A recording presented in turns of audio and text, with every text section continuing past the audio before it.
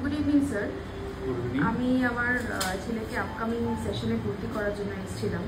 দেখলাম স্যার আরও অনেক ইনস্টিটিউটেই খোঁজ নিয়েছি, মানে পড়ানোর ডিফারেন্সটা বা সুকমিত স্যার অন্যদের মধ্যে ডিফারেন্সটা কি আপনি যদি একটু বলে দেন তাহলে একটু ডিসিশন মেকিং ইজি হয়। আচ্ছা, আমাদের এখানে কি হয়, আমরা অ্যাকচুয়ালি বাচ্চাকে একদম প্রথম থেকে গ্রাসরুট লেভেল থেকে 9-10 থেকে আমরা ওদেরকে তৈরি করি, ঠিক আছে। আর 9-10 থেকে যে জিনিসটা আমরা করি সেটা হচ্ছে প্রচণ্ড রকম আমরা টাইমটা মেনটেন করি, যে এই টাইমের মধ্যে আসতে হবে, একটা রেগুলারিটি এখানে মেনটেন করা হয়। বাচ্চা ইরেগুলার হলে সাথে সাথে আমরা প্যারেন্টসদের ইনফর্ম করি, যার ফলে ওদের মধ্যে এই ব্যাপারটা গ্রো করে যায় যে টাইম টু টাইম আমাকে সুকমিসে গিয়ে ক্লাসটা করতে হবে। আচ্ছা, যেটুকুনি ক্লাস হয়, ক্লাস আওয়ার্স সেটা খুব, যেহেতু আমাদের স্টুডেন্ট টিচার্স রেশিওটা 25 বা 20:1 এই রেশিওতে হয়, সেই কারণে প্রত্যেকটা স্টুডেন্টকে আমরা আলাদাভাবে দেখতে পাই যে সেই স্টুডেন্টটা কেমন করছে, তার ড্রব্যাকটা কোথায়, তার লুপহোলটা কোথায়, সেই জায়গাগুলো আমরা ধরিয়ে দিতে পারি, যার ফলে স্টুডেন্টের এখানে ফাঁকি দেওয়ার কোনো জায়গা থাকে না।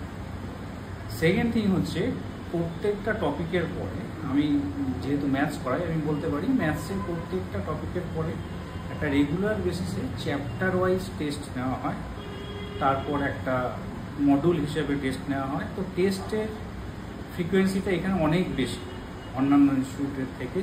অন্যান্য ইনস্টিটিউটে যেটা বলা হয় যে টেস্ট নেওয়া হবে, কিন্তু দেখা যায় আলটিমেটলি বছরে হয়তো 4টে বা 5টা টেস্ট হয়, কিন্তু এখানে আমাদের অনেক বেশি টেস্ট নেওয়া হয়।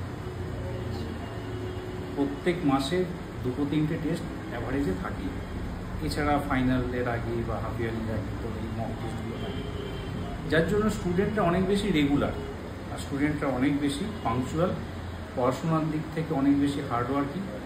যেই রেজাল্টটা ওরা ক্লাস 10-এর বোর্ডে ডেফিনেটলি পায়, তারপরে সেটা 11 আর 12-এ কাজে লাগে। যেইতে ভালো র্যাঙ্ক করতে গেলে এই হার্ডওয়ার্কিংটা আর রেগুলারিটিটা খুব ইম্পর্টেন্ট। এটা যদি বাচ্চা প্রথম থেকে না শেখে, হঠাৎ করে এমন কোনো আমার কাছে হাতে ম্যাজিক স্টিক নেই যে আমি বাচ্চাকে শেখাতে পারবো। আমরা দেখেছি অনেক বাচ্চা আসে মাঝখানে, বাচ্চা যদি একটু ভালো হয়, বাচ্চা যদি তখনও কথা শোনে, বাচ্চা দাঁড়িয়ে যায়, কিন্তু অনেক বাচ্চা এই হার্ডওয়ার্কিংটা নিতে পারে না, আমাদের যে প্রেশারটা সেটা নিতে পারে না, যার ফলে সেখানে একটা ডিস্টেন্স তৈরি হয়, বাচ্চা হয়তো ভালো র্যাঙ্ক করতে পারে না অনেক সময়।